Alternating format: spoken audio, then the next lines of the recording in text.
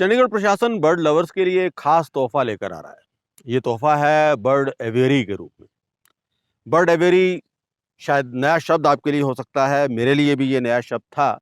Bird aviary दरअसल एक बहुत बड़ा एनक्लोजर होता है जहाँ पर पक्षी रह सकते हैं।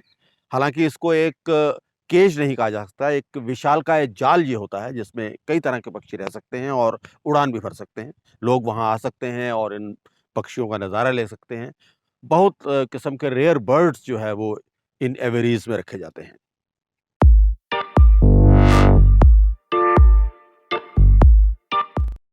सुखना लेक के ठीक पीछे बने नगर वन में ये बर्ड एवियरी बनाई जा रही है और हालांकि अभी तक नगर वन जो है वो पब्लिक के लिए खोला नहीं गया है पेंडेमिक की वजह से, जिसकी वजह से इसको हम शूट नहीं कर पाए हैं और वहाँ पर हम जा भी नहीं पाए हैं, देख भी नहीं पाए हैं। लेकिन प्रशासन की तरफ से वहाँ पर काम जारी है।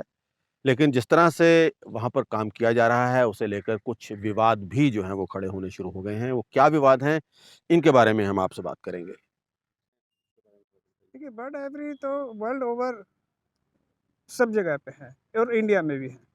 बॉम्बे में अभी बहुत बड़ी बर्ड एवरी खुली है, गुजरात में भी बहुत बड़ी बर्ड एवरी खुली है। तो वहाँ पे है ऐसा ये कोई कंसेप्ट नया नहीं है और चंडीगढ़ में अगर ये हो रहा है तो हम इसका स्वागत करते हैं। होना चाहिए, अच्छी चीज़ है ये। Social activist R K. गर्ग का कहना है कि प्रशासन एवेरी के निर्माण के लिए कायदे कानून की खिलाफ वर्जी कर रहा है। कोई भी जानकारी पब्लिक डोमेन में नहीं है। ट्रांसपेरेंसी ना होना उनका सबसे बड़ा एतराज है। आर.के. गर्ग का कहना है कि बर्ड एवेरी का निर्माण नगर वन में किया जा रहा है। रिकॉर्ड के मुताबिक ये फॉरेस्ट लैंड है, जबकि एवेरी का प्रोजेक्ट इको टूरिज्म के तहत आएगा। ऐसे में ज़रूरी है कि चेंज ऑफ लैंड यूज़ किया जाए। क्या ऐसा किया गया है, इसकी जानकारी फिलहाल सार्वजनिक नहीं की गई है। किन पक्षियों को इस एवियरी में रखा जाएगा, उनकी खरीद के लिए लागू नियमों का पालन किया जा रहा है या नहीं, ये भी अभी साफ नहीं है। यही नहीं, पूरे प्रोजेक्ट की टेंडर प्रक्रिया पर भी सवाल खड़े किए गए हैं। उसमें देखिए, हमें ऐतराज एवरी के ऊपर नहीं है, ऐतराज उसको बनाने के तरीके के ऊपर है। दो चीज़ें होती हैं, एक तो उसकी जो केजेस और बाउंड्रीज और बिल्डिंग्स जो बनाए जा रहे हैं वो रूल्स को फॉलो करके, जहाँ तक हमें पता चला है, रूल्स को फॉलो नहीं किया गया है। जैसे कि प्लिंथ लेवल से ऊपर कोई भी कंस्ट्रक्शन नहीं हो सकती। जब हमें पता चला है कि वहाँ पे प्लिंथ लेवल से ऊपर भी कंस्ट्रक्शन हो रही है, उसके अंदर स्टोन, ई ब्रिक्स और सीमेंट, ये सारी चीज़ें यूज़ की गई है। दूसरी जो चीज़ है कि केजेस कितने बड़े बनाए गए हैं। Birds have the right to fly free, उनको हम नहीं रोक सकते। तो अगर आइवरी बनानी है तो इस टाइप से बनानी है कि बर्ड्स को फ्लाई करने में कोई प्रॉब्लम नहीं आएगी। जो देखिए, सबसे बड़ी कमजोरी या कमी हमारे डिपार्टमेंट्स की, सरकार की, ये रही है कि वो उसके ऊपर ट्रांसपेरेंट नहीं आ रहे। अभी तक भी इतनी सारी कंट्रोवर्सी, इतनी सारी बातचीत, इश्यूज रेज हुए हैं। डिपार्टमेंट ने हमें अभी तक उसकी प्लान, उसका जो खरीदने का तरीका, उसका बनाने का तरीका, उसके टेंडर पे ऑलरेडी ऑडिट ऑब्जेक्शंस लग चुके हैं। तो ये डिपार्टमेंट किसी भी चीज़ का ना जवाब देता है, ना ट्रांसपेरेंसी बरतता है। उस ट्रांसपेरेंसी ना बरतने की वजह से कई चीज़ें पैदा हुई। नंबर एक तो उसकी पहले से कंस्ट्रक्शन और टेंडर वो जो दिया गया वो सवालों के घेरे में है। दूसरी बात ये है कि जहाँ पे ये बन रहा है वो नगर वन के अंदर बन रहा है। जो नगर वन है वो फॉरेस्ट लैंड है और ये जो अगर बर्ड आइवरी बनती है वहाँ पे तो ये इको टूरिज्म में आएगी। तो इसका मतलब ये है कि लैंड का जो कन्वर्जन है, लैंड का जो यूसेज है, वो चेंज हो रहा है। फॉरेस्ट से लेके इको टूरिज्म में आ रहा है, उसके लिए परमिशन चाहिए होती है। दूसरी चीज़, हमें ये नहीं पता, इन्होंने कहा कि हम 45 के करीब एक्सोटिक बर्ड्स लेके आ रहे हैं। ये भी कहा गया है कि ये विदेशी बर्ड्स हैं, इसके ऊपर जो इंडिया के कानून लागू नहीं होते। लेकिन हमें ये नहीं बताया पा रहे ये लोग कि अगर वो बर्ड्स इंपोर्ट किए गए हैं तो इसका इंपोर्टर कौन है, किस कंडीशन में उनको इंपोर्ट किया गया है, उनके पास लाइसेंस है, उनके पास रजिस्ट्रेशन है। आर.के. गर्ग का कहना है कि इस मामले में जानी मानी राजनेता और एक्टिविस्ट मेनका गांधी और एनिमल वेलफेयर बोर्ड दोनों ही प्रशासक के सलाहकार को भी पत्र लिख चुके हैं, फॉरेस्ट डिपार्टमेंट को भी पत्र लिख चुके हैं, लेकिन उनकी तरफ से कोई भी जानकारी अभी तक भी सार्वजनिक नहीं की गई है। मैंने इसीलिए ये इश्यू सेंट्रल गवर्नमेंट के साथ उठाया। एनिमल वेलफेयर बोर्ड है, उनके साथ मैंने ये इश्यू वो उठाया है। पेटा है, उसके साथ उठाया है। मेनका गांधी जी जो एक्टिविस्ट हैं एनिमल्स की, उनके साथ उठाया है। और उन्होंने इनको 3-4 दिन से लगातार ये लेटर लिख रहे हैं। फॉरेस्ट डिपार्टमेंट को लिखा था लेटर उन्होंने, उसका कोई जवाब नहीं दिया। फिर उन्होंने एडवाइजर साहब को लिखा है लेटर, तो अभी तक भी इन्होंने कोई जवाब नहीं दिया।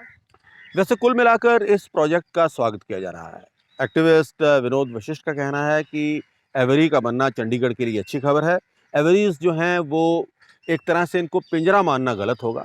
ये एक विशालकाय जाल होती हैं जिसमें पक्षी आराम से रह सकते हैं और चंडीगढ़ ऐसा पहला शहर नहीं है जहाँ पर एवरी बन रही हैं। दुनिया में कई स्थानों पर एवरीज हैं और काफ़ी समय से ये एवरीज बन रही हैं। भारत में भी मुंबई में और गुजरात में एवरीज बन चुकी हैं और काफ़ी संख्या में लोगों को अट्रैक्ट कर रही हैं।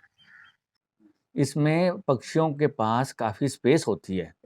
इनक्लोजर तो होता है नो डाउट, क्योंकि उड़ने वाले पक्षी हैं।